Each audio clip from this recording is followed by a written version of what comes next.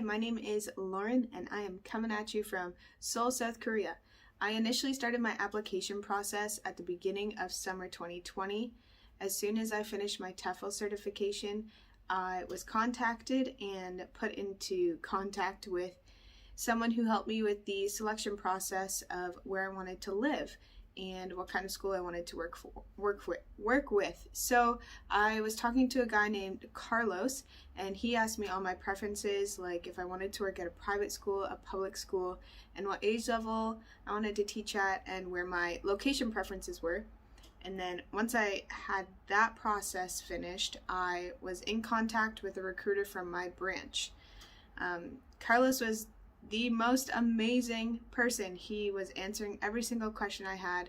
We frequently were having conversations through WhatsApp, so it made it really easy to chat or to phone call. So any question that I had, he answered it perfectly, and he really made the process choosing a school and coming to Korea really smooth. So I'm really thankful for that. Once I got to Korea, I ended up being able to quarantine actually in my apartment, so I wasn't in a hotel, which was amazing.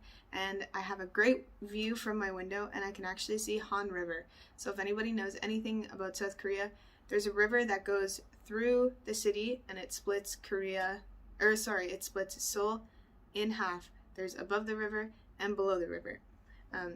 I love my location. Seoul is the best place in my opinion to be. I've been to a couple places outside of Seoul.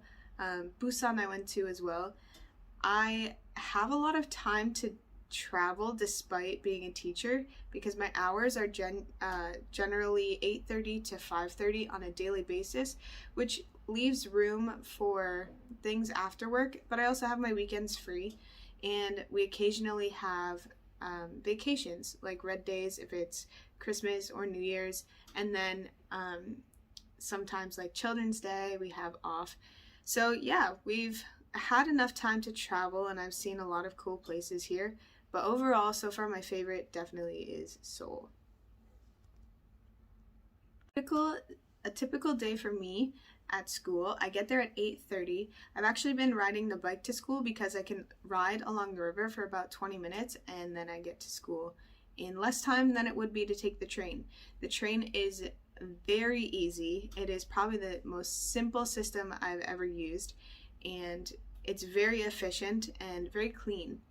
So one thing I really like about Korea is the efficiency of the city. Everything works very smoothly, and even the city bikes that I use to go to work, it's a great option if you also want to get physical activity in your day. But if you don't do that, you could always run around with your kids at school, and that will help. So I get there at 8:30. I teach for the morning. We have a little break, and then I teach again. My break is only 10 minutes, and then we have lunch at 12:15. And then we have a break for an hour, and then we're back into class at 1:15 until 2:30. After that, we have 4 sessions in the afternoon, but I really only teach for 2 of them. Most of the teachers at my school teach for 2 sessions in the afternoon, so you do get some breaks. Usually I use that for prep time for the next day, just for printing and going over some material or photocopying and things like that, or interacting with some of the kids that are waiting for their next class. The younger kids really grow on you. I was very hesitant to work with younger kids. I've coached a lot of volleyball before, so I knew what it was like to be with younger kids, but not for this long and on a daily basis. And they are growing on me so much. Like at the end of the weekend, I'm honestly excited to go back and see them. Sometimes they test my patience, but that's how I'm growing, so I really appreciate them.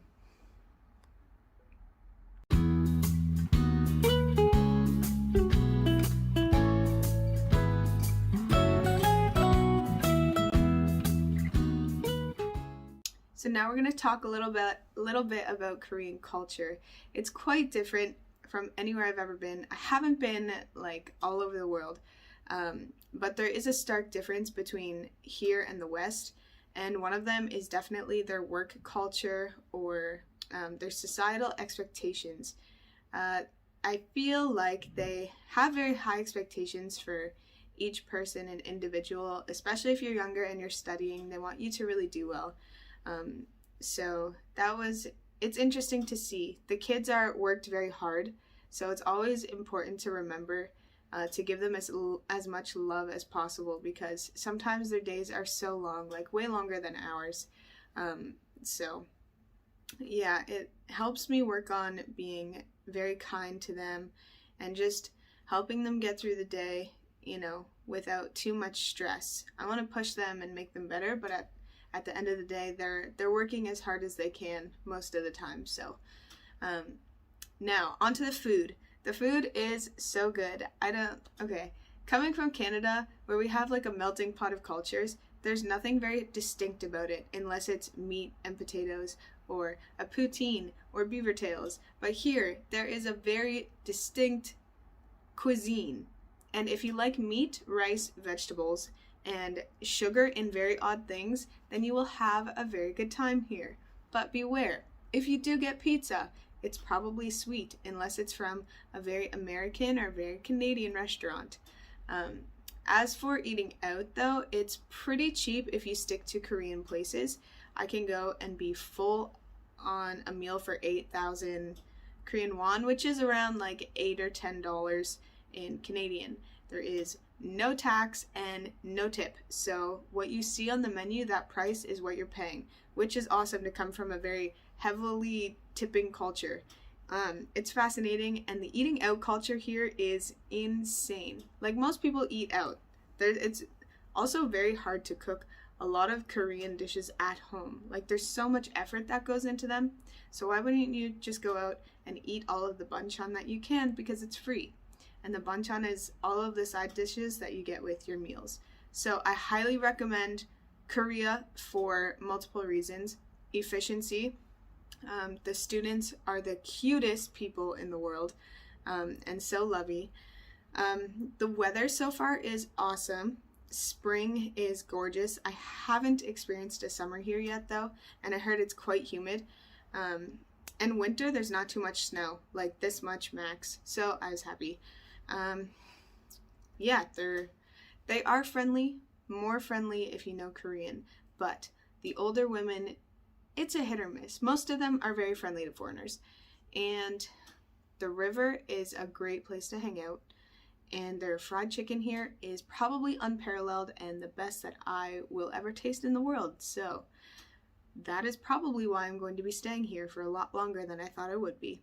Thank you for watching, and good luck in Korea if you come here to the best place that I've found in the world. Oh my gosh. Look at that cheese. Oh my gosh. Kimchi.